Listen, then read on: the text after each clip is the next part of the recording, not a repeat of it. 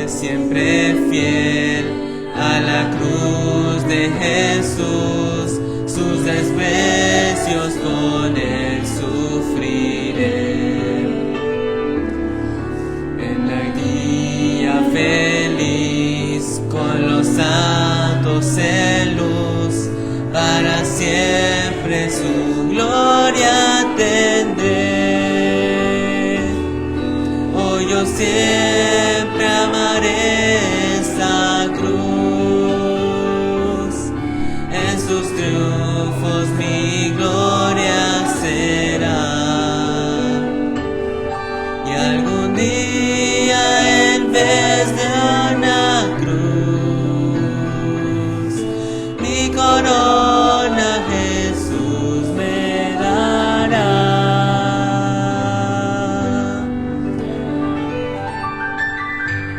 Amén, hermanos. Si nos podemos sentar, vamos a dar tiempo a la meditación esta noche.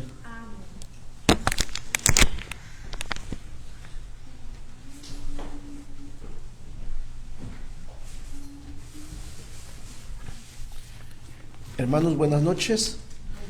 Vamos a ir por favor al Salmo 25 en el verso 12.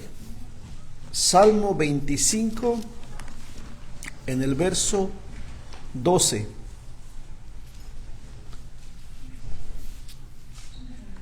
Y el tema de esta tarde, ya noche, yo le puse por título, de acuerdo a lo que dice el verso 12, y es una pregunta. ¿Quién es el hombre que teme a Jehová? ¿Quién es el hombre que teme a Jehová? Vamos a leer únicamente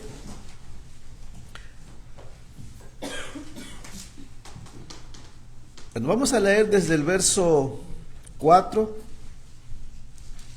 al verso 7 y luego el verso 12.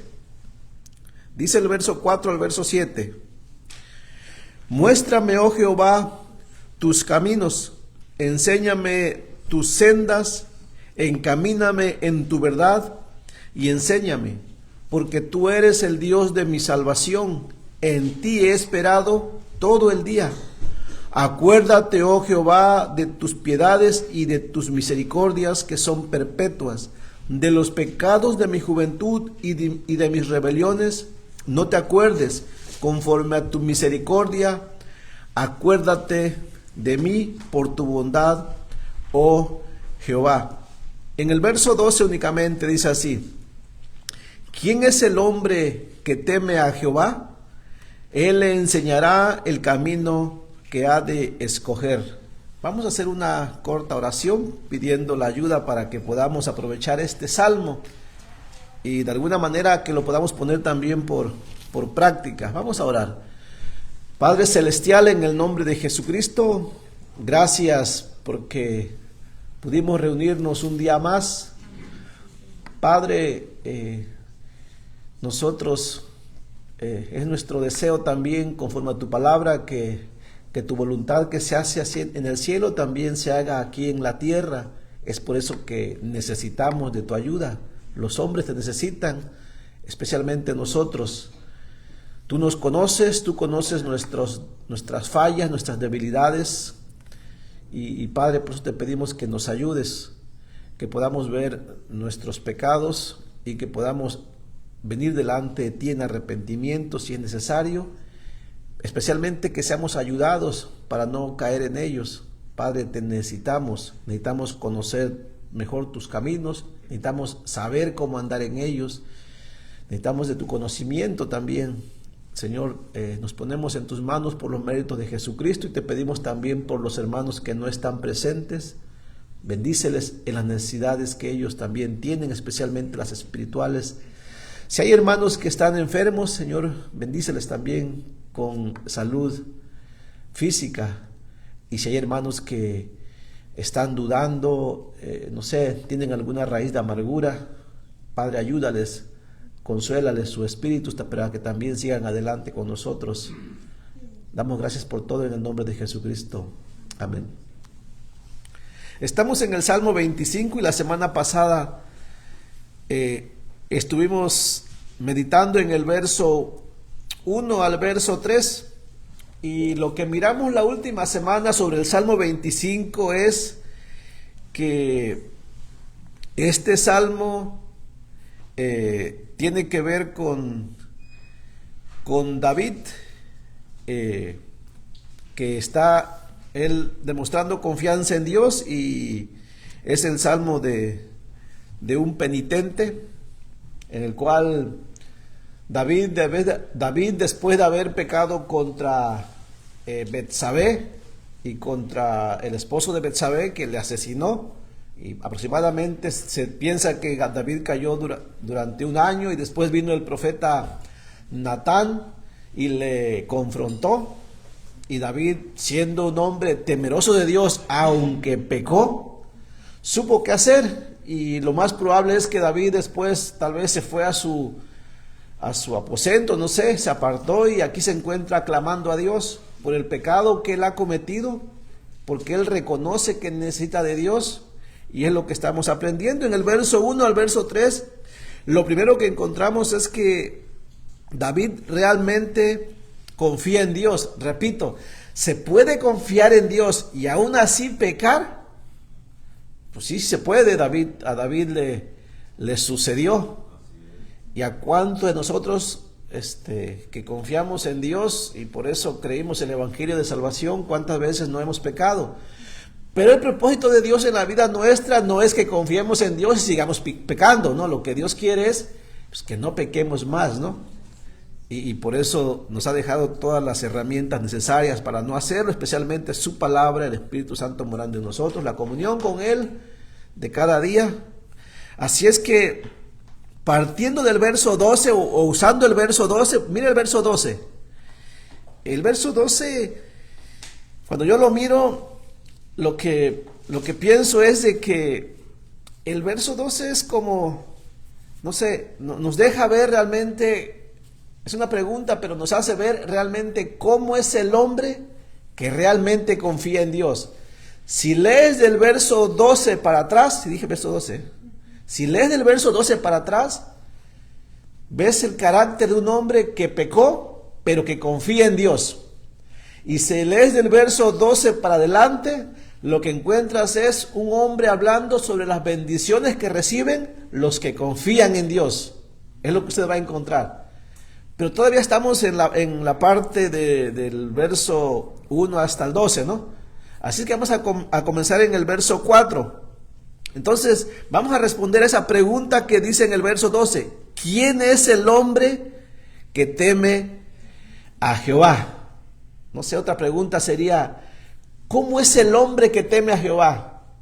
¿Cuáles son las características de un hombre que teme a Jehová?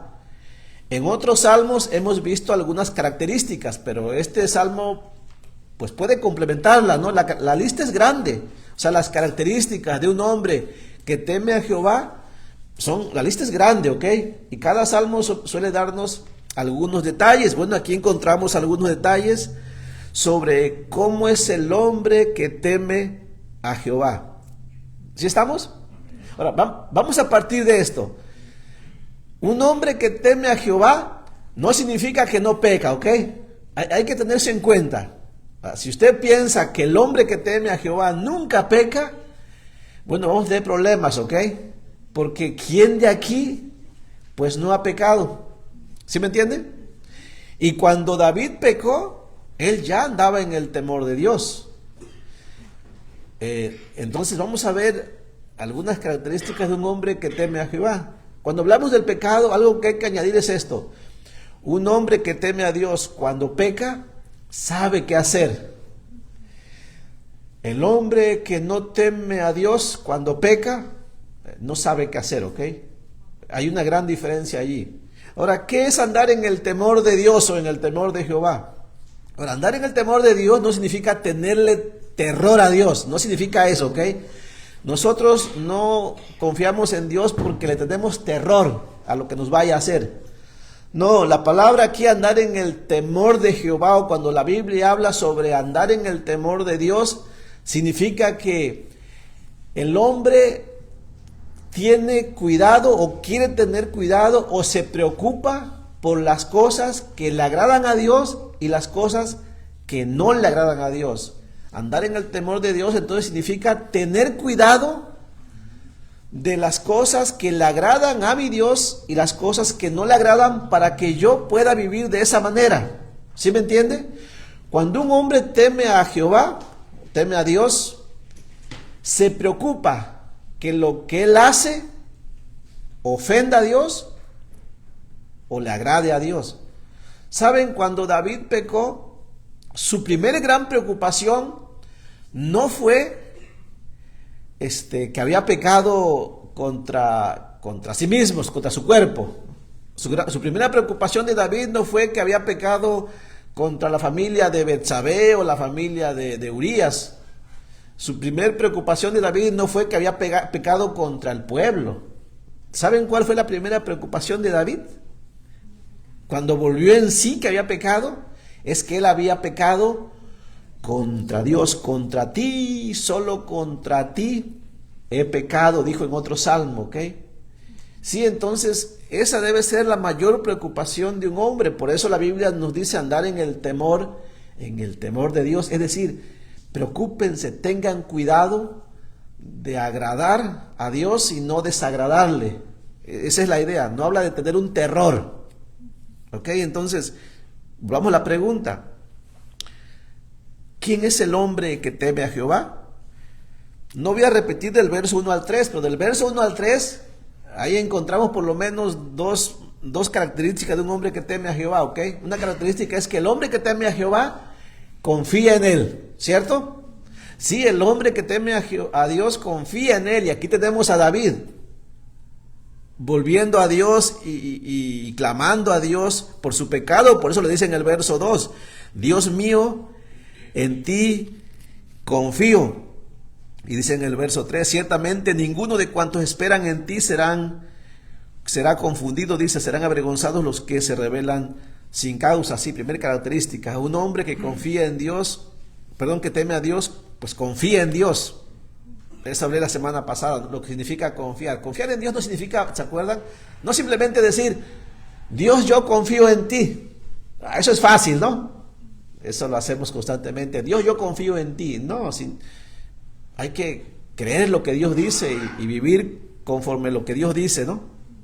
No solamente de palabras, sino con hechos. Dice en el verso 4, aquí en el verso 4 encontramos otra característica de un hombre que realmente confía en Dios. Y este es David. Este es el caso de David en primer lugar. Dice el verso 4, muéstrame, oh Jehová, tus caminos. Así es que el hombre que confía en Dios se preocupa por andar en los caminos de Dios. Y esa es una gran característica de un hombre que confía en Dios.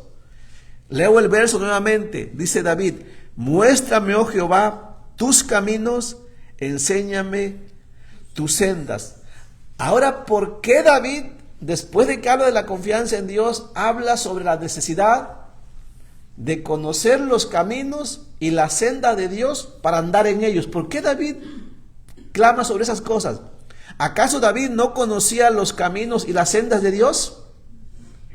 ¿Sí conocía o no conocía? Sí conocía. Pero David reconoce que no sabe todo. Y David reconoce que aunque ha andado en los caminos de Dios en ciertas circunstancias, pues no siempre lo ha hecho. Digo, cuando David andaba en el terrado, ¿verdad? Y vio a Betsabé y se allegó a ella, pues no andaba en los caminos de Dios. ¿Sí me entiende? Entonces David está clamando por eso. ¿Y por qué? Bueno, hay que tener en cuenta esto. Están los caminos de Dios, o sea, existen los caminos de Dios y existen las sendas de Dios. Bueno, ¿y por qué la Biblia habla sobre caminos y sendas? A mí me llamó la atención eso. ¿Qué no es lo mismo un camino y una senda? Ahora, normalmente la Biblia los toma como si fueran lo mismo, ¿ok? Y si usted busca algunas interpretaciones, va a decir que es lo mismo. Y sí, un camino y una senda son muy similares. Los dos llevan a un destino.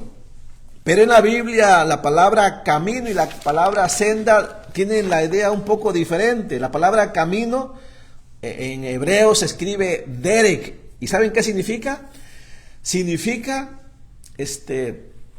camino, aquí en este caso, un lugar donde se transita, pero que ya fue plenamente establecido. Es un lugar más ancho, dice la definición del diccionario, en el cual puede inclusive caber un vehículo, ¿no? O sea, es un lugar donde ya fue plenamente establecido. Y se refiere obviamente a un curso de la vida, a un modo de conducirse, a un modo de vivir. Es un camino, ¿no?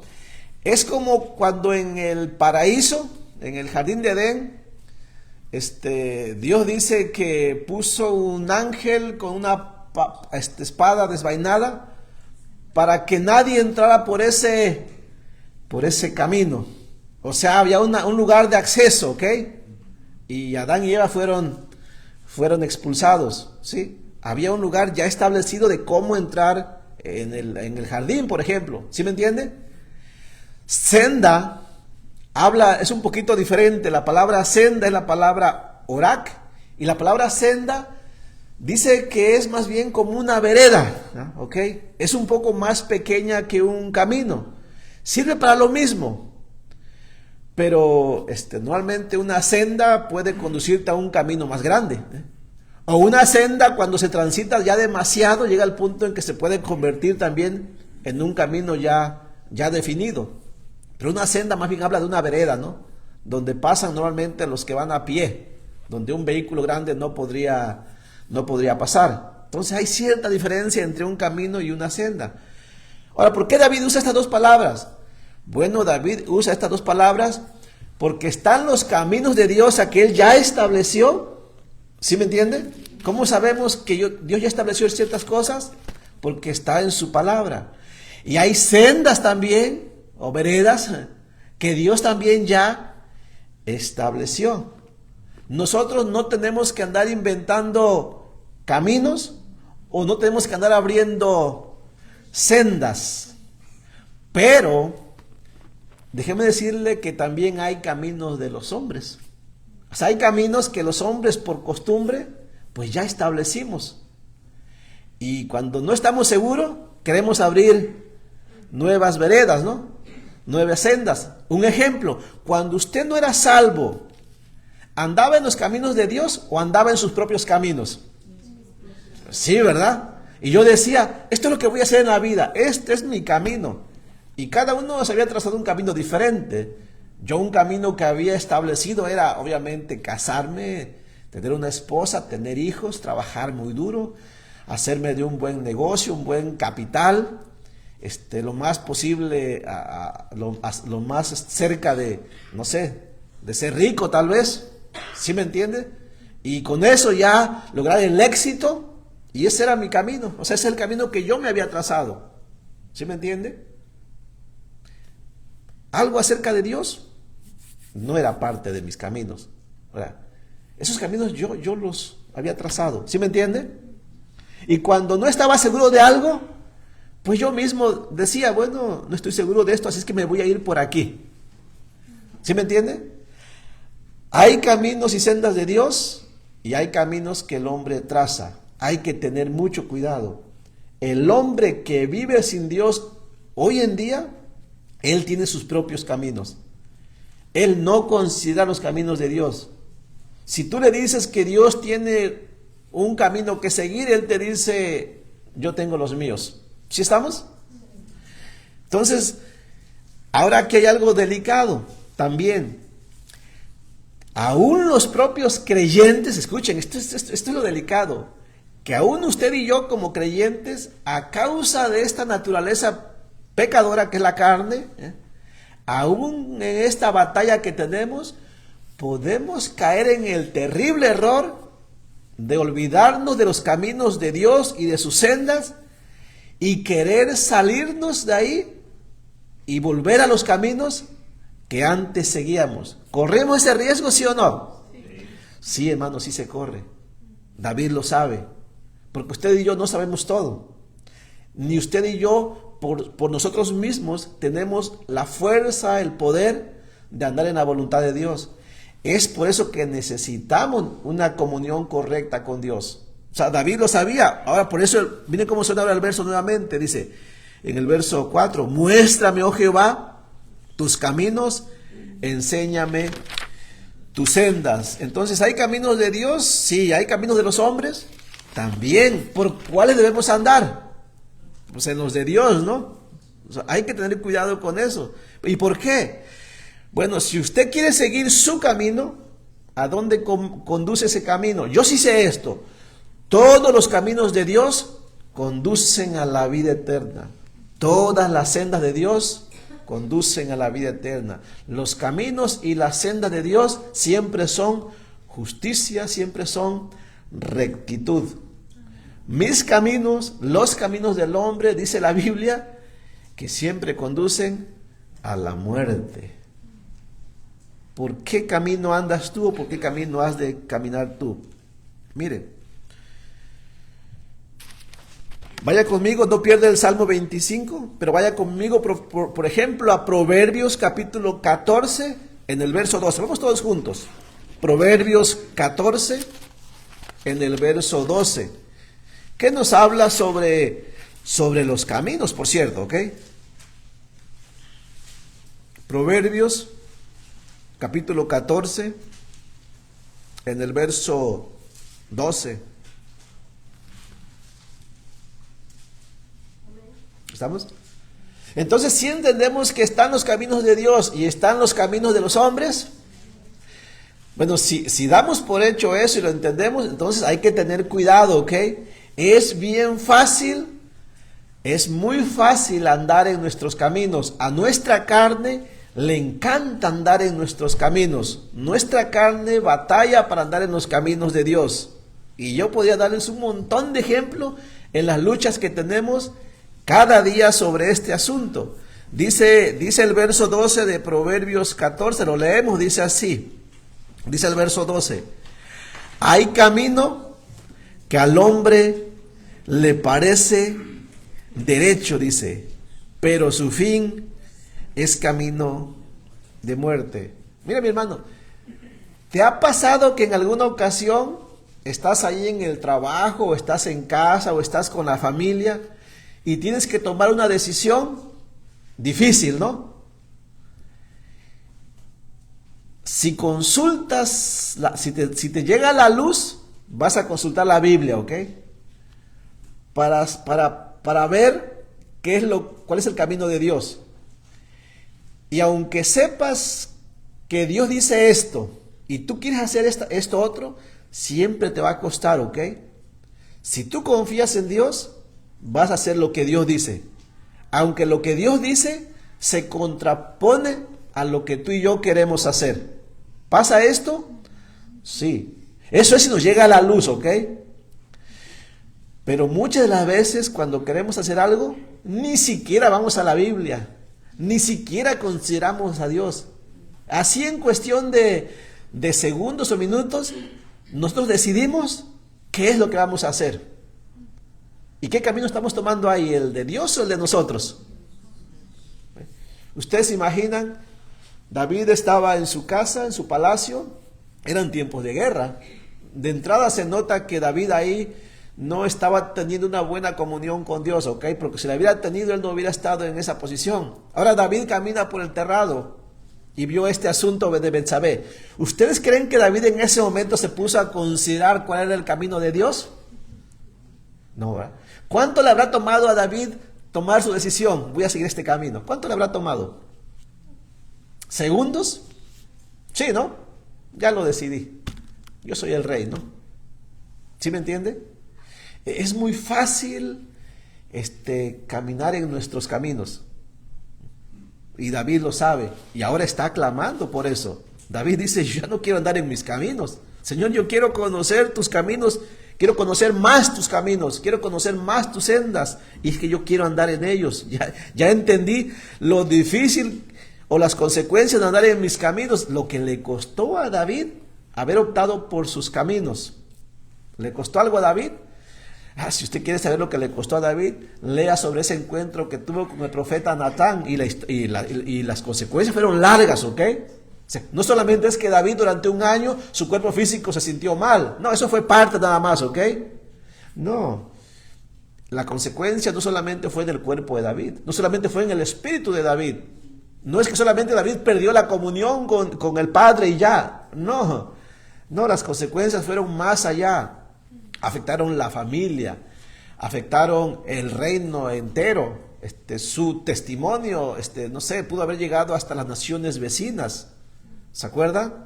Su hijo que nació, sus hijos ya adultos, sus esposas, ¿ok? El reino mismo, sus consejeros se dividieron, ¿no? La nación entera se dividió. ¿Sí me entiende? ¿Y por qué? Porque David decidió andar en ese momento, por un momento, en sus caminos. Dice Isaías 55:8, vaya conmigo a Isaías 55:8. Isaías 55:8, por favor. Vamos todos juntos. Está adelantito, ¿no está? 2, 3 libros adelante. Está el libro de Isaías, capítulo 55. ¿Lo tiene? Esto fue lo que escribió Isaías acerca también de los caminos, ¿no? Dice el verso 8, dice así, ¿lo tiene? Leamos, dijo Dios a través de Isaías, porque mis pensamientos, dice, no son vuestros pensamientos, ni vuestros caminos, ni vuestros caminos, mis caminos, dijo Jehová. Ahora, ¿hay diferencia entonces entre los caminos de Dios y de los hombres? Sí, hay dos caminos, como dice el canto, ¿no? Sí, hermanos, y dice el verso 9, como son más altos los cielos que la tierra, así son mis caminos más altos que vuestros caminos y mis pensamientos más que vuestros pensamientos. Es lo que Dios está diciendo, ¿no? Vamos a Ezequiel 18:29. Ezequiel 18:29, ahí adelantito también. Ezequiel 18:29. Recuerden, ¿quién es el hombre que teme a Jehová? Bueno, el hombre que teme a Jehová busca andar en los caminos de Dios. Dice el verso 29, y Dios va a hablar sobre que realmente los hombres luchan con andar en los caminos de Dios. Es más, hay hombres que cuando miramos nuestros caminos y los caminos de Dios, decimos, oh, mi camino es mejor que el de Dios. Dios pide esto, pero mi camino se mira mejor. ¿Pasa esto? Sí, sí pasa. Dice, le pasó a Israel, dice Ezequiel 18:29, si aún dijere la casa de Israel, no es recto el camino del Señor, ¿no son rectos mis caminos, casa de Israel? Ciertamente vuestros caminos no son rectos. O sea, Israel decía, los caminos de Dios no son rectos. Y Dios le dice, no, mis caminos son rectos, sus caminos de ustedes no son rectos. ¿Qué camino es el recto? ¿El de nosotros o el de Dios? Ahora, mi hermano, ¿nos comprometemos a andar por el camino de Dios? ¿A quién le conviene a nosotros, no? O sea, por eso estamos aquí. No nos conviene andar en nuestros caminos. Mire, mi hermano, esto parece insignificante y usted dice, a mí eso nunca me va a pasar. ¿Cuántas veces no lo habré hecho yo? Y he tenido que sufrir las consecuencias. Pero va más. ¿Cuántas veces vemos que hermanos en la fe, por alguna razón, decidieron andar en los caminos de Dios, aún en cosas tan sencillas, ¿ok? Cosas que ya sabemos. Miren, un texto bien trillado, ¿ok? Que lo repito cada vez que puedo, no para amargarle la vida a usted, ¿ok? Más bien para recordarle a usted y que a lo mejor usted siente pena, pero a lo mejor esa pena que usted puede sentir lo ayuda a que usted se afirme, ¿no? Como ¿verdad? Y este no es mi camino, o sea, yo no tracé este camino lo trazó el Señor, ¿verdad? No dejando de congregarnos, como muchos tienen por costumbre. O sea, ¿quién trazó ese camino? Ese camino ya está trazado, ¿ok? O sea, no hay que andar viendo a ver si es un camino que se puede poner. O sea, ¿sí me entiende? No, eso ya está definido, pero eso es un camino. Es algo que ya está ahí, que Dios puso y dice, este es el camino que quiero que sigan en ese asunto. Ahora, todos los cristianos, ¿tomamos ese camino realmente con seriedad? Pues no, ¿verdad? ¿Por qué razón? Bueno, por la misma razón que David. O sea, ¿y ahora qué vamos a hacer? Bueno, lo que hace David. ¿Quién es el hombre que teme a Jehová? Dice David, pues el que anda en sus caminos. David quiere andar en sus caminos. ¿Ok? El propósito es este. Si en el pasado no lo hemos mirado así, pues comencemos a hacerlo. O sea, no nos reunimos solamente para recibir información. No, nos reunimos para que nuestra vida sea mejor. Para que nuestro temor a Dios sea real, ¿no? Que yo realmente quiera tener cuidado de no ofender a ese Dios que dio a su Hijo Jesucristo para que muriera en la cruz por mí y que por eso yo soy salvo. Ese es el propósito. O sea, no solamente es para tener información. Por eso les pregunto, hermanos, ¿sí vamos a andar en el camino del Señor? ¿Sí me entiende? El pastor ya no va a tener que usar constantemente ese verso, ¿eh? No dejando de congregarse. ¿Por qué no? Porque eso ya lo superamos ya. Imagínense, ¿saben ustedes que ese verso podríamos dejar de usarlo? ¿Sí o no? Sí se podría. O sea, no tendríamos que recordarlo si todos nosotros fuéramos fieles en esa área. No solamente en esa, o sea, es un área nada más. Hay muchas otras, ¿ok? Tal vez usted está fallando en esa. Tal vez yo estoy fallando en otra. Pero tenemos que mejorar. Tenemos que realmente meternos en el camino que Dios trazó y seguir ahí. No al revés, o sea, no saliéndonos a cada rato. Eso es un problema. ¿Sí me entiende? El hombre que teme a Jehová es el que realmente está en ese camino que Dios trazó y sigue por ahí y que no se sale, aunque a veces el camino se viera largo, no sé, lejos o difícil, o como dijo Jesucristo, ¿no? Tal vez se mire a veces muy angosto, ¿ok? Y te acuerdas de los tuyos y mirabas que eran anchos, ¿no? Y que muchos iban por ahí. Así es. Jeremías 18:15, por favor. Jeremías 18:15. Vamos a Jeremías.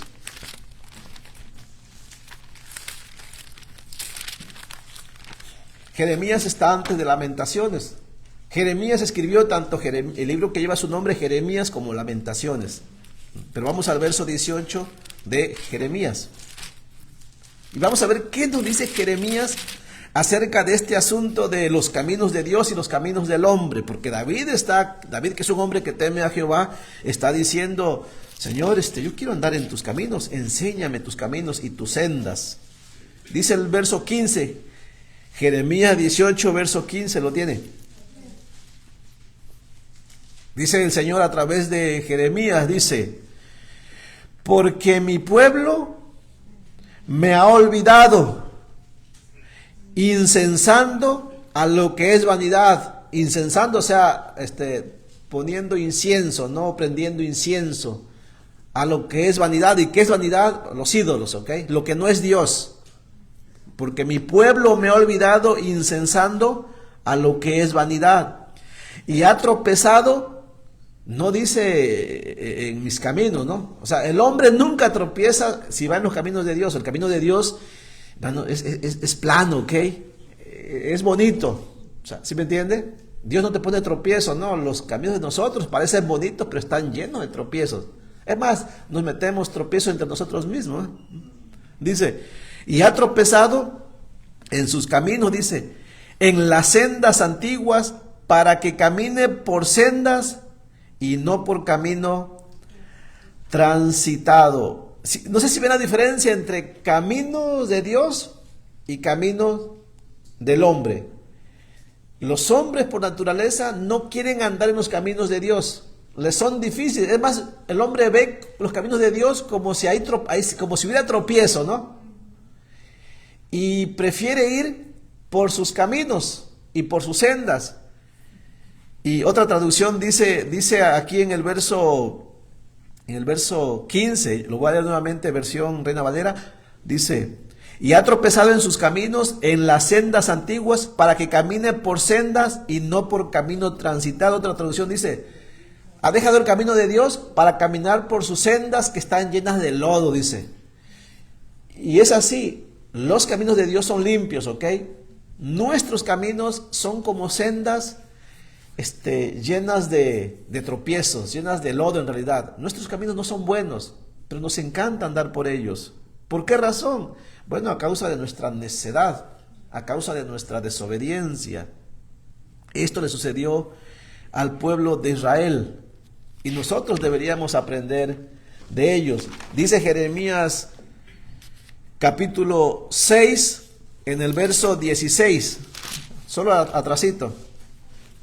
Jeremías habló mucho de los caminos, ¿ok? Es más, Jeremías predicó más de 40 años para que los judíos de su tiempo anduvieran en el camino de Dios.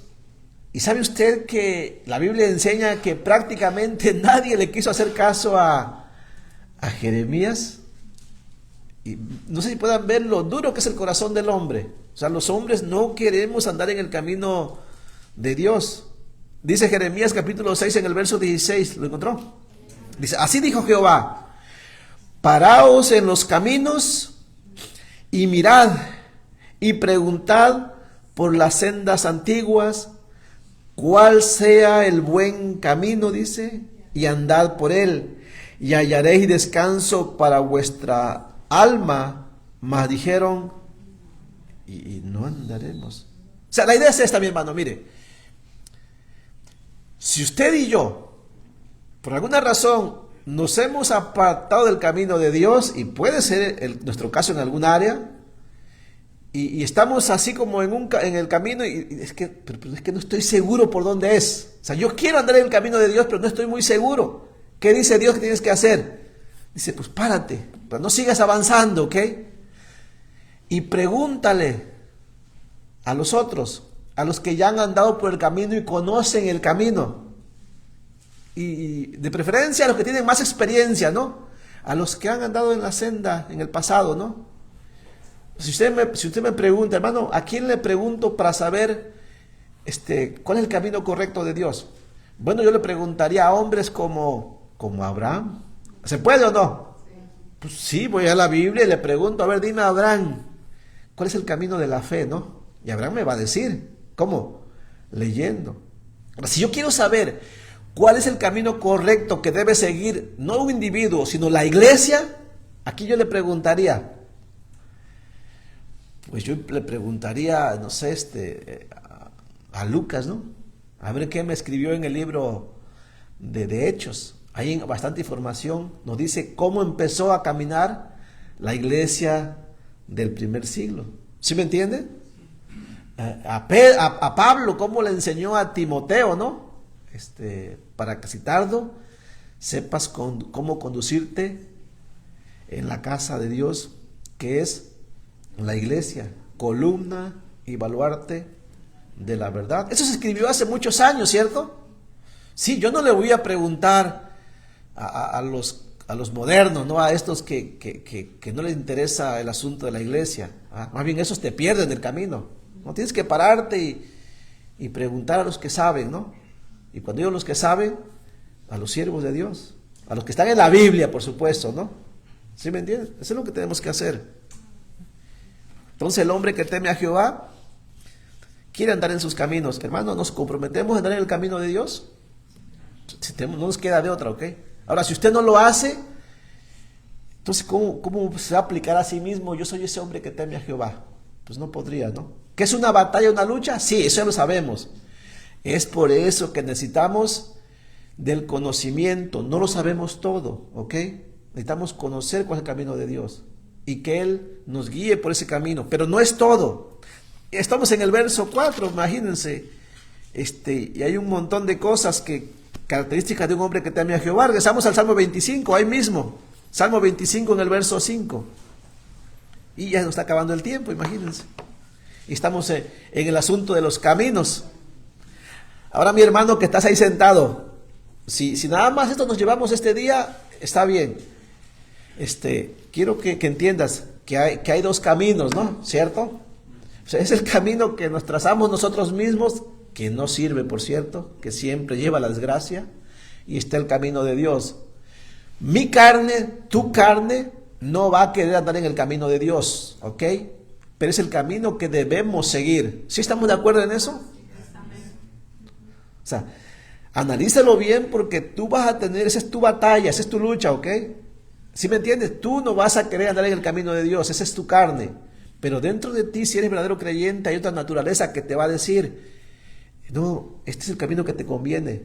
el del Dios eterno, el Dios creador, el Dios todopoderoso, el que dio a su Hijo Jesucristo para que muriera por ti. Es el camino que te conviene y tú tienes que decidir, pero nos conviene. Pero en el verso 5, David no solamente habla de un camino, sino que también habla de una verdad. Dice el verso 5, encamíname en tu verdad y enséñame. No solamente esa parte, encamíname en tu verdad y enséñame. Miren, David sabía bastante, pero David aquí se está dando cuenta que no sabe todo, que todavía es ignorante. David necesita entrar en la escuela del Señor y que le enseñe. Ustedes, a veces hay creyentes que pensamos que ya sabemos mucho. ¿Sí lo saben, hermanos? ¿Sí lo sabemos? Sí lo sabemos. Creyentes que tenemos ya muchos años y hemos dado, no sé, hemos predicado y hemos dado alguna clase por ahí. Y después de eso ya pensamos que ya somos maestros. Y una vez que me ponen el título de maestro, yo ya soy maestro, ¿ok? Ya nadie me va a enseñar a mí. Ya yo soy el que enseño ahora. Ese es un grave error, ¿ok? ¿Sí me entiende? Imagínense, aquí está David, el hombre conforme al corazón de Dios. ¿De quién más se ha dicho eso? ¿Sí me entiende? Y ese hombre que halló gracia delante de Dios y que está escrito, ahora está diciendo, Señor, yo necesito que me guíes en tus caminos, necesito que me enseñes tu verdad, ¿no? Para poder andar en los caminos y en las sendas de Dios, pues necesitamos ser enseñados por Él. Y está también la verdad de Dios, porque también hay una verdad de los hombres, ¿sí o no? Así como hay la verdad de Dios, están los hombres que dicen tener su propia verdad. Y David no quiere andar en su verdad, David quiere andar en la verdad de Dios. Y aquí te digo algo, cuidado con este asunto de no hay verdad absoluta, o más bien, la verdad es relativa. Escuchen, entre los que no temen a Dios, cada vez más se va haciendo más fuerte esta filosofía de la verdad es relativa. Y el problema es que hasta algunos creyentes están cayendo en ese asunto sin darse cuenta, ¿ok? Por ejemplo, voy a usar el mismo verso trillado, ¿ok? A veces cuando un creyente no se quiere congregar, comienza a crear su propia verdad. ¿Cómo es eso, pastor? Sí, miren. Cuando un creyente no quiere congregarse, él busca tener una verdad diferente. Él sabe que la Biblia dice, no dejando de congregarse, ¿verdad? Pero él dice, ¿cómo contradigo eso, no?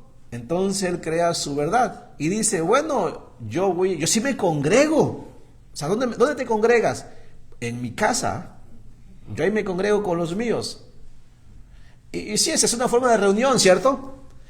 Pero cuando se dijo no dejando congregarse, el contexto en el que se dijo fue en el contexto de la iglesia local, ¿ok? ¿Sí me entiende? Ese fue el contexto en el que se dijo. Entonces, ya con un creyente cuando toma esa posición, es muy difícil tratar porque él te dice, tú lo entiendes así, dice, esa es tu verdad, pocas palabras, ¿no? Pero yo lo entiendo así, y esto es lo que yo creo, ¿verdad? Para mí esta es la verdad. Y para ti esa es la verdad. Entonces aquí ya tenemos dos verdades. Ahora, ¿quién tiene razón? O es Dios el que tiene la razón, o soy yo el que tiene la razón. Esta es una filosofía que existe en el mundo. Se le llama dicen ellos, se llama la verdad es relativa. ¿Ha escuchado esto? La verdad es relativa. ¿Ok? ¿Cómo se aplica eso en el mundo? Les voy a dar una pequeña información sobre eso. Se llama verdad relativa a lo siguiente. Escuche, cuando alguien dice que la verdad es relativa, lo que normalmente quiere decir es que no hay verdad absoluta. Algunas cosas pueden parecer verdaderas para usted, pero no para mí. Si usted lo cree, para usted eso es la verdad. Si yo no lo creo, para mí no es la verdad. Cuando las personas dicen cosas como, está bien si para usted Dios existe, pero para mí Él no existe, están expresando la creencia popular de que la verdad es relativa. O sea, la verdad relativa consiste en esto. Ellos dicen, bueno, para ti eso es verdad. Para mí no es verdad. ¿Quién tiene la verdad absoluta? No existe la verdad absoluta. Pero sí existe la verdad absoluta, ¿ok? ¿Qué es la verdad absoluta? Es la verdad desde la perspectiva de Dios. Es lo que es correctamente ético, moral, justo, perfecto, desde la perspectiva de Dios. Todo lo que Dios dice sobre cada asunto, eso es, para mí eso es la verdad absoluta, y yo no tengo que añadirle ni quitarle más. Existe una verdad absoluta porque Dios lo dijo. Si Dios no lo hubiera dicho, entonces sí dudaríamos, ¿cierto? Pero cuando ya Dios dijo algo, nosotros lo consideramos como verdadero. Para el hombre inconverso no, como ellos no toman en cuenta a Dios, ellos dicen no hay verdad absoluta. Cuando Dios dice que, yo veía este asunto de entre dos supuestos religiosos, y un religioso, un pastor decía, Dios ha dicho, y lo ha dejado escrito, que el lesbianismo y el homosexualismo es pecado, es algo depravado, eso es abominación. Y ahí estaba otro hombre que se consideraba también religioso, y él decía, no, dice, eso es lo que tú crees y como lo interpretas, pero yo no creo que Dios haya dicho eso. Entonces aquí ya tenemos dos verdades, ¿no? Y es una lucha, ¿ok? Aún entre los religiosos se ha llegado a este punto, pero el inconverso, para él el homosexualismo y el lesbianismo no es un pecado. Y si tú le dices, no, pero es que es un pecado, y te dice, bueno, ese es lo que tú crees, esa es tu verdad. Pero esto es lo que yo creo, para mí eso no es pecado. Para mí no hay una verdad absoluta, ¿sí me entiende? Ahora esto es bien peligroso, ¿ok? David dice, yo quiero andar en tu verdad, yo no quiero andar en mi propia verdad. No sé si entienden esta parte. Miren, aun cuando los creyentes no queremos obedecer a Dios, no sé si usted lo ha experimentado, yo sí lo he experimentado. Cuando he tenido que hablar con ciertos creyentes que ya se han eneciado, ¿okay? que ya están duros de corazón, usted agarra y les lee la Biblia, y eso es lo que a veces a mí me asusta, ¿no? Me preocupa, que usted le lee la Biblia y le dice, mira mi hermano, ¿no? La Biblia dice esto, esta es la verdad de Dios, es lo que tenemos que hacer, vamos a hacerlo. Y ¿saben qué te dicen luego? Que no, ¿sí me entiende? Aún los que a veces se llaman cristianos podemos caer en este asunto de negar la verdad de Dios, y es delicado, ¿ok? Es muy delicado. Por eso David está diciendo en el verso 5, encamíname en tu verdad y enséñame. David dice, yo necesito que no solamente me pongas en el camino de la verdad, necesito que me enseñes a andar en ese camino de la verdad. Juan 14:6, Jesucristo dijo, yo soy el camino, ¿ok? Y la verdad y la vida, nadie viene al Padre sino por mí. ¿Qué te tengo que decir en esto, mi hermano? Piénsala, esta es la segunda cosa que te puedes llevar. Piensa esto, solamente hay una verdad, ¿ok? Solo hay una verdad absoluta, no hay dos. Dios siempre tiene la razón. ¿Usted está de acuerdo conmigo? Dios siempre tiene la razón. Yo puedo pensar que algo es la verdad, pero si Dios dice que eso no es la verdad, yo estoy equivocado. ¿Sí me entienden? Y esa es la lucha que tenemos, ¿ok? Por eso necesitamos conocerle a Dios. Necesitamos conocerle. Dice David en el verso 5, por eso David dijo enseguida, porque tú eres el Dios de mi salvación, en ti he esperado todo el día. ¿Reconoces que como David que Dios es el único Dios que puede salvar? O sea, David ya es salvo, ¿ok? O sea, Dios es el único que puede salvar de diferentes maneras. Dios salva a los hombres que están en condenación y les da vida eterna. Esa es una cosa.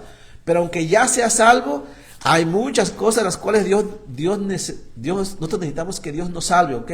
Que nos salve de nuestros pecados, que nos salve de las consecuencias de nuestros pecados, que nos salve de nuestra negligencia y necedad, de no querer obedecerle, que podamos caer en pecado. ¿Saben quién es el único que puede salvarnos? Dios. No hay más. Y esto es lo que David está clamando. Y acuérdate de esto. Dios es el Dios de la salvación. Dios fue el que trazó el plan de la salvación desde antes de la fundación del mundo. Fue Dios el que dijo que el hombre no podía salvarse a sí mismo. Fue Dios el que puso el medio para que el hombre fuera salvo, y este es Jesucristo. Fue Dios el que dejó su evangelio para que las almas lo escucharan. Fue Dios el que mandó al Espíritu Santo para que el hombre que escuchara el evangelio fuera ayudado por el Espíritu Santo y convencido por el Espíritu Santo. ¿Quién lo hizo? Dios. Dios es el que hace todos estos. Y si hoy en día yo como creyente caigo en un pecado, ¿quién es el que me va a salvar todavía? Dios. Fuera de Dios, hermanos, no hay salvación en ningún área. David lo sabe. Por eso dije que el creyente puede pecar todavía. Sí, pero el creyente verdadero, aun cuando ha pecado, sabe qué hacer con ese pecado. ¿Y qué hace con su pecado? Sabe que hay un Dios todavía que le puede ayudar. Y ese es David. Y voy a ir concluyendo con esto. Se nos fue el tiempo. Dice el verso 25 todavía, dice: en ti he esperado todo el día. No sé si te has preguntado, ¿quién ha orado al Señor ya por semanas, meses y años y no ha visto respuesta todavía? No sé, ¿alguien ha orado así? Tal vez por semanas, meses. ¿Sí lo hemos hecho, sí o no?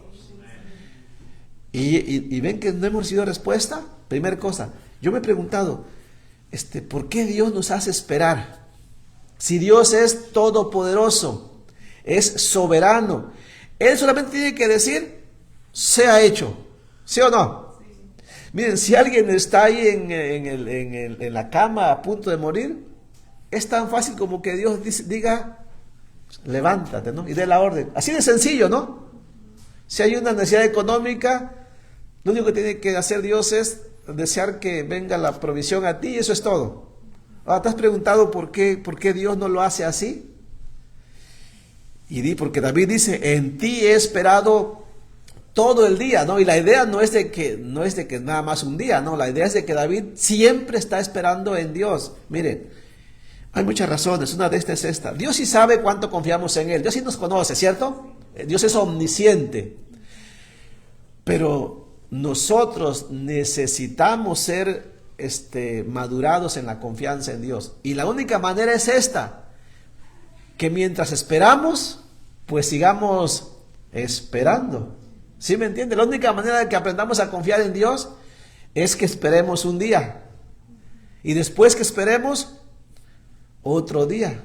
Y cuando ya esperamos una semana, se me hace más fácil esperar otra semana. Y si ya esperé un mes, pues se me hace más fácil esperar 2 meses. Porque es que muchas veces somos impacientes, ¿ok? Y si usted y yo no aprendemos a esperar un día, pues menos vamos a confiar en Dios cuando nos haga esperar 1 año, 2 años. Dios lo sabe. Dios nos hace esperar a propósito muchas veces. Pero eso no es malo. Dios quiere que confiemos en Él. Aparte, y por añadirle todavía, a veces esperamos 1 mes, 2 meses, 1 año, y cuando Dios contesta algo muy diferente a lo que esperábamos, ¿no? ¿Y qué hemos de hacer nosotros? Pues seguir confiando. ¿Sí me entiende? Y esto es David. De esto se trata, que Dios está obrando en nosotros para formarnos o madurarnos en la fe. Ahora usted dice: hermano, pero esto se ve bien difícil. No es tan difícil, porque la siguiente semana vamos a hablar de las bendiciones de aquellos que aprenden a confiar en Dios porque son temerosos. O sea, esta es la primera etapa. A veces queremos que Dios nos bendiga con todo lo que tiene, pero no queremos esperar ni confiar en Dios, ni andar en sus caminos, ni conocer sus sendas, ni andar en su verdad. Eso no funciona así. ¿Sí me entiende? Andar en sus caminos, andar en su verdad, confiar en Él, esperar en Él, trae como consecuencia todas las más de bendiciones. Y solamente te las voy a mencionar, ¿ok? Para que veas que no solamente es que la vida es difícil, el Señor. Todo se trata de que yo tengo que hacer algo para agradarle. No, hermano, Dios tiene muchas cosas para nosotros que no merecemos, ni en nuestra fuerza podemos alcanzar, pero Dios quiere que las alcancemos. Miren lo que dice en el verso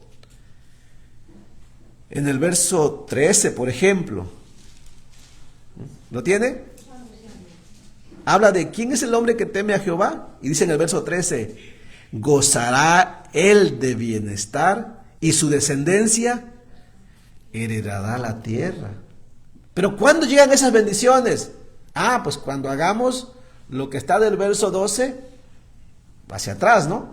Esa es la primera parte. Dice en el verso 14, la comunión íntima de Jehová es con los que le temen. ¿Quiénes son los que le temen? Pues los que andan en su camino, los que andan en su verdad, los que esperan en él todo el día, ¿no? Dice, y a ellos hará conocer su pacto, dice, verso 15, mis ojos están siempre hacia Jehová, porque él sacará mis pies de la red, ¿no? ¿Y no son esas bendiciones de Dios? Sí. Y hermanos, y el tiempo se me fue. Y ahí le di por lo menos 3 características de un hombre que teme a Jehová: que anda en sus caminos, que anda en su verdad, que espera en Jehová. Pero en el verso 7 hay uno bien importante, y no me quiero olvidar de los jóvenes, ¿verdad? El hombre que teme a Jehová, o al hombre que teme a Jehová, le pesan los pecados, ¿cierto? Y saben, es bien terrible, jóvenes, es bien terrible ya estar de 40 de años y más y acordarte de los pecados de tu juventud. ¿Y sabe por qué pesan? Pesan porque en la juventud nosotros pudimos haber hecho cosas que agradan a Dios y no lo hicimos, por la razón que sea. Muchos de nosotros adultos tenemos cuando menos la excusa de que nadie nos enseñó los caminos de Dios, ¿cierto? Y de alguna manera eso nos ayuda un poco a decir, Señor, si mis padres me hubieran puesto en tus caminos, a lo mejor yo te hubiera servido, a lo mejor. Pero jóvenes están aquí presentes, jóvenes que tienen 10, 12, 15, 18, 20 años, usted no tiene excusa. Porque muchos de ustedes nacieron en un hogar donde los padres ya se esforzaban por andar en el camino de Dios y les han traído a un lugar como este. Y una vez le han dicho, hijo mío, obedece a Dios, sirve a Dios. Y a veces los jóvenes, por su juventud, lo menosprecian. Ahora, joven, no le estamos reclamando, te estamos diciendo algo. Aprovecha ahora que eres joven para conocer a Dios, para andar en sus caminos, para agradarle. ¿Por qué? Bueno, en primer lugar, eso te va a ayudar a librarte de los pecados que son comunes por tu inexperiencia. En la juventud se cometen muchos pecados por la inexperiencia, pero si tienes buena comunión con Dios, vas a ser ayudado. Además, cuando seas viejo, no vas a sufrir como algunos de nosotros, ¿verdad? Que ya no podemos hacer nada. Tal vez tú, joven, cuando tengas ya 40 años, vas a decir, gracias a Dios porque me ayudaste en mi juventud y pude servirte en aquel tiempo en que tenía la fuerza, en que tenía el tiempo, en que tenía la salud. Y vas a tener cierta satisfacción, ¿cierto o no? Sí, miren, David, según la Biblia, nos relata que desde niño él temía a Jehová, andaba en Jehová, pero David reconoce que en algo debió haberle fallado al Señor. Si David tenía esos pensamientos, ¿cuánto más ustedes jóvenes o nosotros? Debemos preocuparnos. Sí, los pecados de la juventud pesan, pero un hombre que teme a Dios los toma en cuenta. Así es que, jóvenes, piensen en esto. Jóvenes, aprovechen su juventud, aprovechen esa memoria que tienen todavía casi nueva para estudiar la Biblia. ¿Okay? Ustedes retienen mejor. Aprovechen esa fuerza que tienen para servir a Dios. Aprovechen esa libertad que tienen. No tienen todavía familia a quien cuidar, ¿cierto? No tienen todavía en quién preocuparse, más que en ustedes mismos, jóvenes. Aprovechenlo. Llegará el tiempo en que no podrán hacerlo. Entonces, si ustedes jóvenes temen a Dios, realmente lo van a hacer. Así como los adultos haremos la parte que nos corresponde. Si lo hacemos así, entonces podremos disfrutar de las bendiciones de Dios. ¿Y por qué? Porque bueno y recto es Jehová, dice, por tanto Él enseñará a los pecadores el camino, encaminará a los humildes por el juicio, dice en el verso 10, y enseñará a los mansos su carrera. Todas las sendas de Jehová son misericordia y verdad para los que guardan su pacto y sus testimonios. Dice el verso 11, por amor de tu nombre, oh Jehová, perdonarás también mi pecado, que es grande. Vamos a hacer una oración y llevemos esto a casa. Hay bendiciones de Dios, pero primeramente Dios quiere que confiemos en Él y hagamos lo que Él dice. Entonces disfrutaremos de sus bendiciones. Vamos a orar y dar gracias. Padre Santo, en el nombre de Jesucristo, gracias esta noche porque pudimos reunirnos. Padre, por favor, ayúdanos a clamar como David, que reconozcamos como David que somos pecadores, que reconozcamos que cuando pecamos, en primer lugar, te ofendemos a ti, pero que tengamos esa capacidad, esa luz de venir delante de ti sabiendo que tú eres el único que nos puede salvar y que estemos dispuestos a andar en tu camino, en tu verdad y no confiar en otra cosa. Y Padre, que también nos duela el pecado, Señor, que no seamos duros, sino que el pecado también nos estorbe y que estemos dispuestos a obedecerte y a confiar en tus misericordias que son eternas también. Y Padre, sabiendo todas estas cosas, con la mira a poder disfrutar también de tus bendiciones. Padre, ayúdanos porque cada uno de nosotros batallamos en ciertas áreas de nuestra vida. Y Padre, también te pedimos por los jóvenes que están aquí presentes, que tú les ayudes antes que lleguen aquellos días, Señor, en los que podamos clamar como Salomón, Padre, que llegó un tiempo en el cual ya no miraba alguna complacencia en su cuerpo físico, Señor. Por favor, ayúdanos a que aprovechemos ahora bien el tiempo. Gracias porque hoy pudimos hacerlo en esta reunión del día miércoles. Ayúdanos para que el fin de semana también podamos congregarnos y aprovechar cada oportunidad. Y Padre, también ayúdanos que ahora esto que hemos escuchado, según tengamos oportunidad, ya sea en el hogar, en el trabajo, Señor, donde quiera que andemos, podamos ponerlo también por práctica. Nos ponemos en tus manos por los méritos de Jesucristo. Amén. Hermanos, Dios les bendiga. Terminamos, vamos a simplemente anunciar que tenemos reunión el día viernes. El día viernes, hermanos, es vigilia de 8 a 12. Estamos todos invitados. Y el día sábado tenemos reunión de adultos a las 7 también. Y después el día domingo son 2 servicios. El sábado comienza la reunión de damas, se van a reunir para ponerse de acuerdo, la reunión va a ser a las 2 de la tarde, entonces invitamos a todas las damas para que participen y puedan ponerse de acuerdo en las actividades que van a hacer todo el año también. Ok, hermanas, Dios les bendiga, voy a pedirle a mi hermano Samuel.